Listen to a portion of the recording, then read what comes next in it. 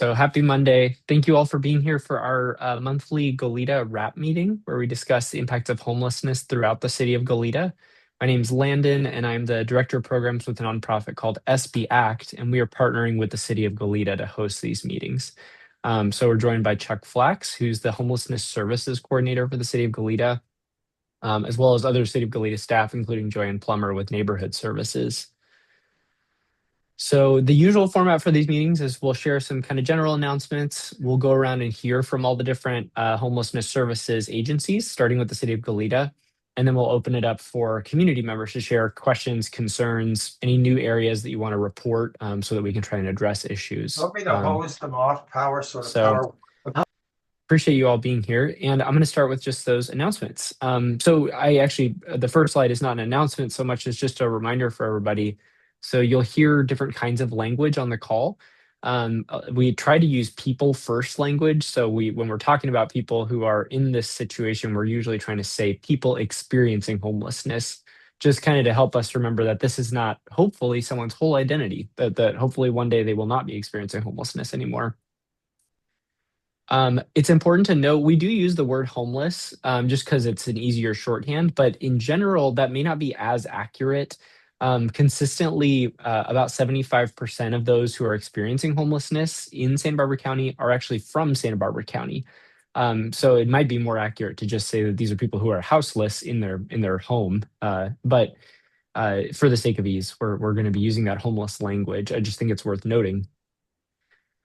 We will obviously be talking about mental health and substance use because that comes up a lot with homelessness. It's really important just for everybody to be aware that this tends actually to be an effect of homelessness very often and not always the cause. That is a perception we have because they're so tied together. But it really is important just to note that the trauma of being homeless is sometimes actually what causes people to start abusing substances. So we will be talking about that and just the fact that there is not one monolith experience of homelessness. There are very likely people that you have passed on the streets who you would have had no idea that they were experiencing homelessness or living in their vehicle.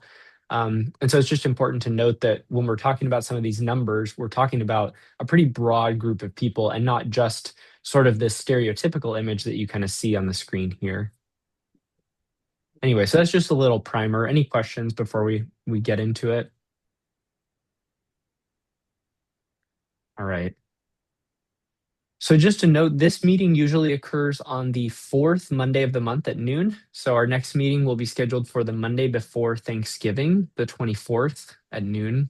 So we will share out the Zoom link. And if you're not sure how to get that Zoom link, you're welcome to send me your email address and you can join our email list for this meeting. But otherwise, the city of Goleta posts about these. I wanted to note that the 10th of October was World Homeless Day. And so the city of Goleta and SB Act and a couple of other organizations in town have been partnering just to share some stories from people experiencing homelessness. And so we encourage you to check that out, as well as just kind of a list of some action items, ways that you can take to address homelessness issues in our community. So that's all available at sbact.org/WHD. It's also on social media. I know that the city of Goleta has been helping us to kind of share some of these stories as well. So I know on Instagram for sure, and then I think on Facebook as well, these videos are being shared. And then last thing, actually, I'll just turn it over to Chuck to talk more about kind of what's going on throughout the region. So Chuck, take it away. Yeah, thank you. First, a kind of general announcement are two announcements that are a little bit more than a little bit concerning. The first is that the government shut down as of November 1st. The federal government shutdown may be affecting people's food stamps. And this isn't just for people experiencing homelessness, it's also for anybody who's on food stamps, which is quite a few different folks, including people who work at places like Costco. So it's unclear what the overall impact of that to the community would be. I would imagine that the food bank is keeping the closest ties on this. And maybe Landon, that might be something that you could share out either on your website. I'll also talk to Kelly Hoover, our public relations expert, to see if the city of Goleta is going to make any sort of announcement about that. The second thing also related to homeless policy, is that even when the government opens, we're looking at a real cut in rental assistance in two forms. One is the emergency housing vouchers are going to expire as early as the end of 2026. And in addition, the federal government is pulling rental assistance from families of mixed status. So if a family member is not doesn't have legal paperwork to be here, even if they're married, it can impact their housing. So these are things where we anticipate that there may be an increase of people becoming homeless because of these policies. So it's just something to be aware of. Sorry to have such bad news. In terms of City of Goleta, let me share.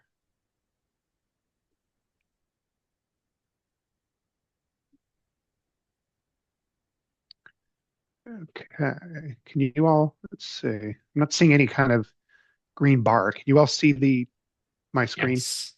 Yeah, we Huh, can see it. Zoom has gotten wonky. Um, so every month I compile data based out of both our HMIS, Homelessness Management Information System data, as well as reports from local outreach folks, many of whom were on this call, most of whom. And so for the last 3 months, we've actually been seeing a decline. This is a decline that I think primarily is driven by the fact that after a certain period of time now, if we can't locate people for 90 days, they expire in the system. So it doesn't mean they're I mean, they might not be homeless anymore. We just have lost contact with them. So, as you can see, there's been some decline. Some of these folks have been housed, but some are just people that we've lost contact with. In terms of encampments, this is where we've had the most success over the last couple of years, as we continue to see a decline in the number of people living in encampments. And that's largely the result of the work that all of our outreach partners have been doing. Um, Shelter numbers stay pretty consistent because there's a limited number of shelter beds. The reduction here may be because PATH is no longer accepting new people. They're going to probably become a new operator at PATH starting in the new year. And so the hope is that we'll see more shelter beds at PATH as an opportunity for folks to move into. And then in terms of vehicles, the number has stayed consistent. And I'll talk a little bit more about that when I get to this next slide, which is the vehicle slide. So as you can see, the total number of vehicles has been on a steady uptick. And this number is tracked by New Beginnings Counseling Center, who has an ongoing and very robust outreach program within the city limits. And so these numbers track with what they're discovering. The majority of people are in Western Goleta, kind of around the Gersh Park area, although there's a contingent of folks who are in the east side, east of the airport, in the Old Town area. And as you can see, the numbers are going up. It's a reality. More and more people are living in vehicles, and we're tracking them. But the thing that I always point out is that, within HMIS, only 40 of these 225 people have indicated that they're homeless. So it's an opportunity for our outreach people to just continue to check in with people living in their vehicles and say, look, we do have support programs. We're going to be expanding our safe parking program in Goleta. And so the hope is that more people will choose to become part of our homeless system. In terms of our flow, this is our tracking our flow, and this is a whole year's worth of data. And you can see the blue line are people that have been newly identified, and the orange line are people that have been housed. And we've been pretty good. They're not exactly even, but we've been pretty good at tracking people this year in terms of getting people housing and keeping track of new people as they come in. But overall, the whole picture, because of these large numbers here back in last year, September, October, November, and I hope we don't see those again kind of coming up here. We still see a much larger, almost 2-to-1, or at least 2-to-1, of people who've been newly identified versus housed. So it's not a pretty picture, but we keep the work, we continue to house people, and that's the most important thing. In terms of special populations, these are the folks that we typically track. So 110 people total currently in Goleta who are homeless. Of those, 50 are seniors, which is a much larger percentage than the overall um, number or percentage of people who are seniors in Goleta. And so that's an indication that our homeless population tends to be disproportionately older, 55 and older. Um, we have a handful of people, transition aged youth, and two veterans. I keep hoping that we're going to get those two veterans housed. They are working with our system. We're working on trying to get them into housing. So one of these days, I'll be able to say there are no veteran homeless in Goleta. In terms of chronicity, which is a word I hate, I'll never use that again. I apologize. Um, we have, we have over half of our population in Goleta are considered chronically homeless, and this is the definition of that. That's a very significant size. It means that Goleta is particularly difficult to get people into housing because when people are chronic, they have a lot more issues. They've been out on the streets for well over a year. In our cases, sometimes 10, 5, 10, 15 years. And so this is part of why it's slow work. It's hard work, but I always appreciate our outreach efforts, the folks on the call day in and day out. These numbers haven't really changed. One of the things that we're working on within our system is to really keep track of people's incomes. So I do encourage our outreach people to update income data when you can in the system. There's basically half the folks in Goleta have some kind of income, which is encouraging. And then of those folks, 45% have earned income. So again, that's also encouraging. The hope is that people can make enough money to maybe afford rent, which is challenging, but getting income is really critical. And this is above and beyond food stamps. Most of our folks do receive food stamps also, which could be something we're concerned about going forward. So not a lot of bright spots. I mean, I want to continue. So Lennon, I'm going to need your help undoing this again. I don't know why there's no button for me. Yes, it'll take me a second, but okay. And we're back. Once again, I just have to, even though the trends are not as exciting and encouraging as we would hope, I always every month really salute the hard work that our folks are doing out in the field, because it's hard work and we are getting people housed, and even if the overall numbers are not that encouraging, it's really critical that what we're doing.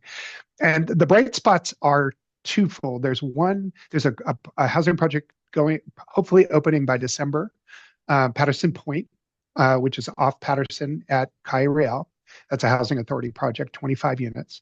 And then Heritage Ridge, which we're hoping will be ready by the end of 2026, is going to be 100 more units. And all of these units, chronically homeless people are eligible for in most cases. There is an important overlap with the Department of Behavioral Wellness. So I think you all know that, all the outreach people on the call, but we really want to make sure that if people are at all willing to enroll with behavioral wellness, that we help them with that, because housing, it will be increasingly dependent on their having a diagnosis, working with behavioral wellness.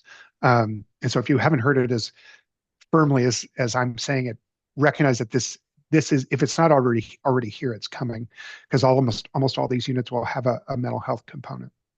So that's my soapbox for today. Are there any questions? Okay, we'll move along, Lena. thank you, Chuck. Do just want to emphasize those are really exciting projects between Patterson Point and Heritage Ridge. And it does mean that we're going to get a good number of people, hopefully, out of especially interim housing and shelters and then into these. And then that frees up a lot of beds. So I think we'll That's see right. a lot more flow in the next couple months, which would be really helpful. All right, let's go ahead and go around to all of our service providers. Can we start with the ARPA outreach team from Good Samaritan that does general outreach? Good morning, everyone. This is Jose with Good Samaritan ARPA Outreach. Last week, our main focus was IV. Some of the areas we covered last week were Aniscoya Park, Tierra Fortuna Park, and some of the other IV parks. We engaged with 25 of our clients last week. We were able to get two individuals document ready last week.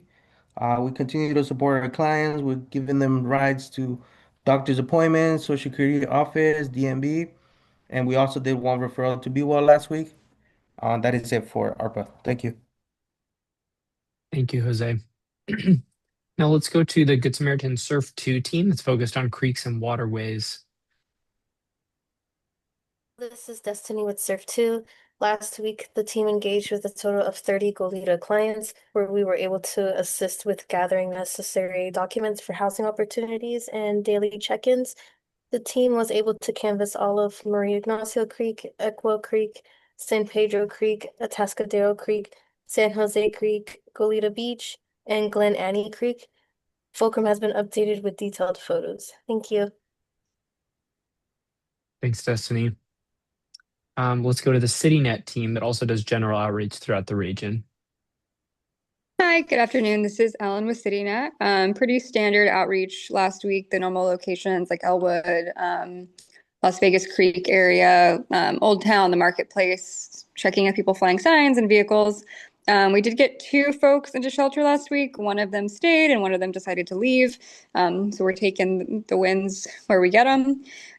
We spent a lot of time last week and already this week working on trying to get someone's documents to kind of give you like anecdotal example of how difficult the documentation can be. We have someone who like has a job he can get, but he has to have an ID. But to get an ID, he needs a birth certificate. But to get the birth certificate from the state he's from, he has to provide ID. So it's kind of a loop of roadblocks, having to like reach out and locate family in other states to try to get other documentation, just to get him work. So that's what we've been working on mostly, is like one individual. But it's going to be a busy week. We did collaborate with public health and Be Well and substance use counselors. We all went out to one big encampment together last Monday, so that was good, and we got a lot of appointments set up. So I'm hoping to see some movement there. Ellen, was that big encampment in Goleta? Yeah. Where can you say approximately where it is? On the train tracks running adjacent to Old Town. Okay. Thank you. Thank you, Ellen. The documentation thing sounds like a headache. I see Cora on the call from Safe Parking and New Beginnings. Cora, can I call on you for an update? Hello, thank you. I'm sorry I'm late, Landon. For updates, we have just, I'm sorry, I don't really have any updates, except that we are just doing what we are typically doing, which is our outreach, and the SURF program is working really hard, and we're working really hard. And other than that, I don't really have any additional updates at this time.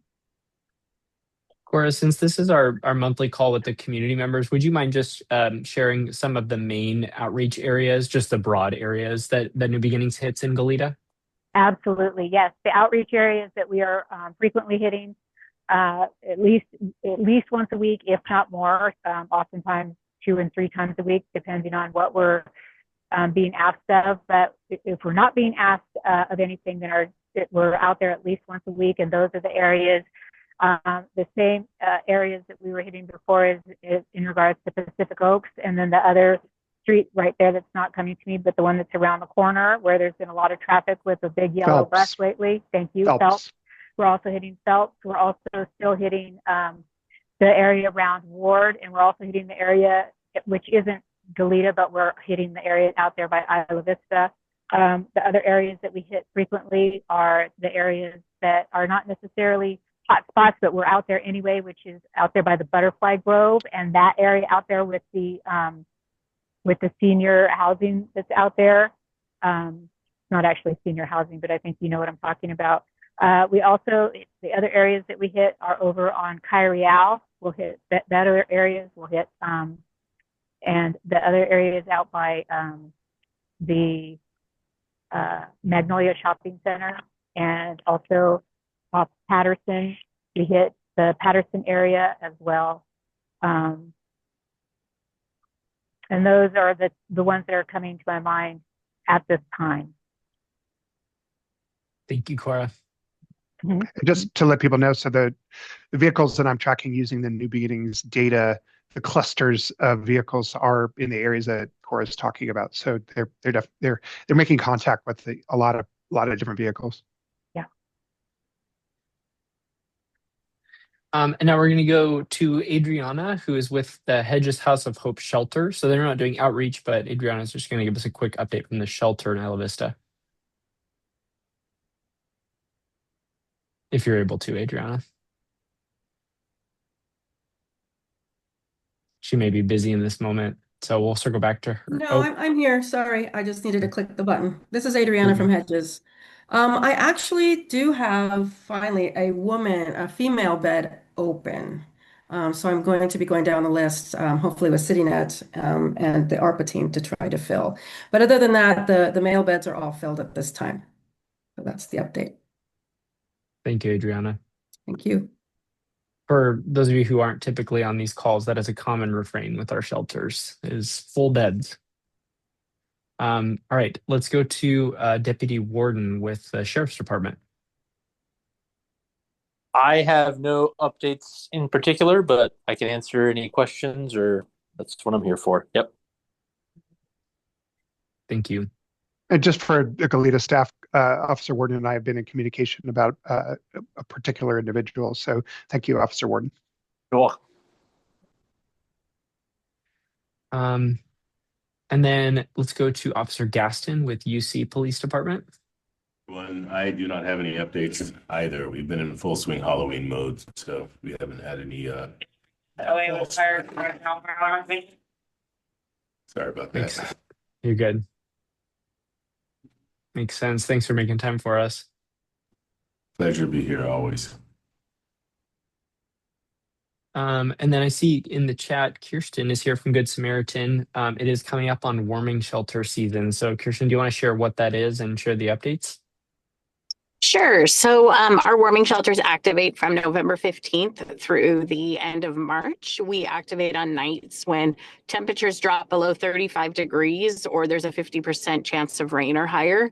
We call the activations 48 hours in advance. We're excited to have a new site this year in Isla Vista, which I'm sure will also serve some of the folks that need to get out of inclement weather in Goleta as well. We'll be at the Isla Vista Community Service District Community Center and also looking for one other alternative site for nights that they're not able to host us. So we're super excited about having the additional site, which I'm sure will help a lot of the unsheltered in IV and Goleta. We work with our outreach teams to try to provide transportation, but really a great resource on weather events to make sure that we're keeping our unsheltered safe. If you know anyone that might be interested in some seasonal temporary work, we're having a hiring fair at the Isla Vista Community Service Community Room on Thursday from 1 to 3. We're going to just do open interviews and going to try to staff up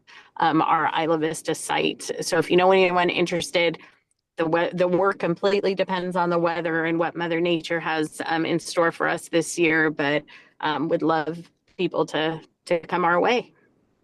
Kirsten, what's the capacity of the community center? What are you anticipating?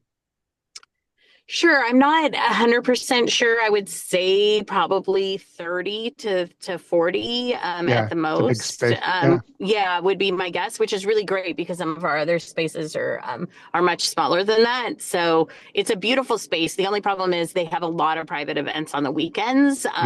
So we're not really going to be able to use that space probably Friday, Saturday, Sunday.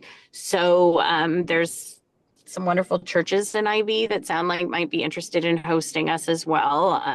So hopefully that'll be all ironed out by the end of the week. So we just want to get it staffed up and know that we have the opportunity to serve that community this year, which is really wonderful because it's very much needed when weather comes.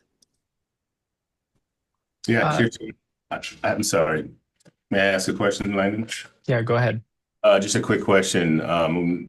Gary Gaston with UCPD. We've used the services there before and just letting some of the community members know in the field when we interact with them and if they're in need of the services. I'm trying to recall how you guys notify us. If I remember getting emails sometimes, Yes. is that still what we're doing? So there'll be an email that goes out to law enforcement. Yes, it's part of like an email blast we use. I don't remember what the program is called. It's not super user friendly, so I might have something different this year. But it does go out as like a massive just blast to everyone that's listed on there. So prior to the season starting, I'll make sure that I can ask Landon to make sure I have all the right contact information for everyone so that the word gets out to everyone it needs to. I know that's been a little bit of a hiccup sometimes, that it'll get sent out or the flyer's not shareable that gets sent out. So I'm definitely working on trying to fix those little things this year. Great, thank you. Yeah, of course. And Kirsten, I don't know if you can see, I pulled up last year's flyer that has the hotline number and the email Yes, address. I don't know if that's still accurate. it is. That'll all be the same. Absolutely. Okay. So just for And anyone, if you want to save yeah, that to your phone. the hotline is a great way to check. We do update that right away when we do an activation. A lot of the times, everyone kind of wanted a flyer to be able to share to their other, mediums like social media or whatever. So we do send that out during our big email blast as well. So, but it'll be a brand new site this year. I know that that Isla Vista Goleta area has been really fighting for a site for many years. I know Chuck has really championed that as well. So excited to just bring a warming shelter site to that community. Yeah, we're really grateful your team's able to do that this year. Yeah. Well, thanks for that, Kirsten. We'll have more in the coming weeks. I think our next meeting, well, no, I guess by the next time we meet, they'll already be activated or at least hypothetically could be.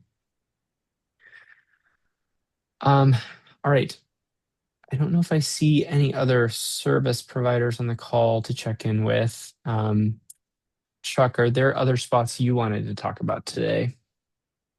No, but I'd be interested in hearing if any of the community members have questions or concerns. Great. Let's open it up for community members.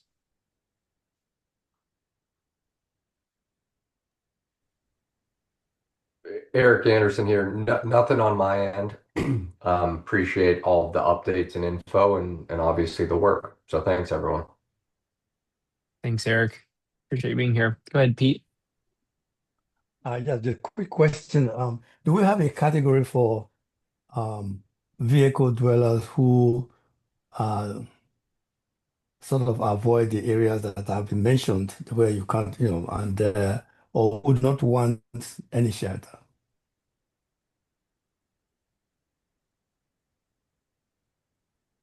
So I'm not sure. Are you kind of wondering Do if we have anyone is do we have doing? such a category for vehicle dwellers who don't want any shelter? Yeah, I mean, And so some of them, go Mhm. ahead. Sorry. and some of them even park within residential areas, causing some concern, and generally avoid areas like Phelps, Grush Park, and typical place like that. Do we have any interest in those? Yeah, thank you for asking that question. I should have probably brought it up during my presentation. So the city council recently met to discuss this issue specifically. There were probably a total of 55 or 60 requests for service from the community about people living in their vehicles and people being concerned about people living in their vehicles. So the council was very responsive to those concerns. We have on our books and on our ordinances two particular sections that prohibit people from living or camping in their vehicles. Historically, the council has decided not to enforce those rules for a couple of reasons. One, during COVID, across the state and the country, people were somewhat more sympathetic to the fact that people didn't have anywhere to go. But now that COVID's over, the other concern is how high the rents are in Goleta. So it's very difficult, even if people have a job, to afford to live. And we don't have a lot of places for people to park without someone objecting. So, there's not private parking lots. There's not really places for people to go. So we are seeing a lot of folks on the streets, parking their vehicles on the streets. The council asked staff, requested that staff come back to them, and I believe we're coming back this month, or I'm sorry, in November, with a proposal for how we're going to do law enforcement going forward. The goal is not to criminalize homelessness. The goal is not to, give people a lot of fines so they end up going to jail or losing their vehicles. What we're going to try to do is create a lot of new spaces on private property for people to go and park. Working with New Beginnings Counseling Center, the operator of safe parking throughout the county. But we're also going to so that's kind of the carrot. And then the stick is we're going to issue, not we, but the sheriff's department will be issuing administrative violations, which are less punitive, less expensive than criminal violations. And the hope, if someone agrees, they get a ticket and they say, hey, they call me, which is what we're going to ask them to do. And I will talk to them about their alternatives. And if they're willing to participate with the homeless service system, then we can waive their fees, so that we're really going to start encouraging people not to park on the streets, as you're suggesting, Pete. So it's going to take some time. We're going to figure out this new system. We're going to really be trying to expand our safe parking program.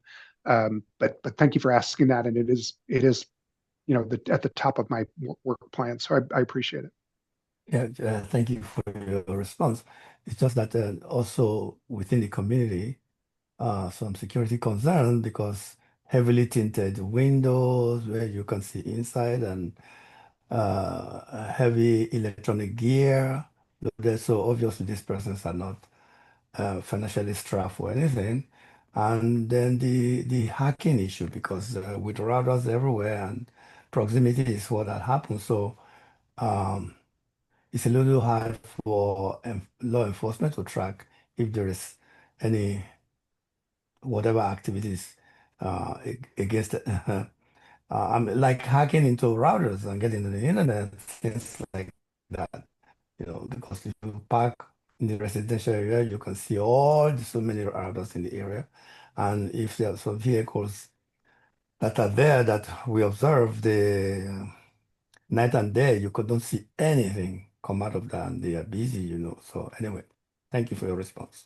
Yeah, Pete, you're the first person to raise that concern. I agree with you. There's a vulnerability when you go into a neighborhood. If people haven't, securely set up their systems so that they're protected, their hacking might be an issue. You're right. It's not something that the city tracks. And I don't know. We have 2 law enforcement officers here. I don't know whether that's something that local law enforcement tracks either very closely. But I think the general advice to folks is to really have secure passwords and high security on their systems. I don't know, Officer Warden or Officer Gaston, if you have anything more to comment on that. I haven't heard of any issues of people's internet being hacked by people that live in their vehicles.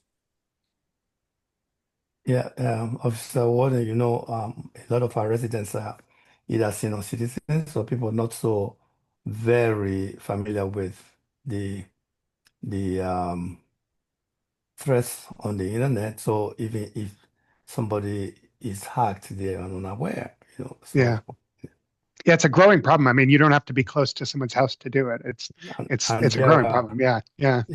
And there are, easily available apps that can crack passwords, and people are lazy with their passwords.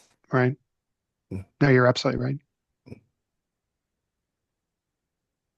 Well, thank you, Pete. There will be hopefully some more data next year because our county is undertaking a study of all those experiencing vehicular homelessness in the county. So we'll have a better understanding of the different subpopulations, including those who maybe wouldn't identify themselves as homeless. So more to come on that. Thank you. Other questions or concerns from the community?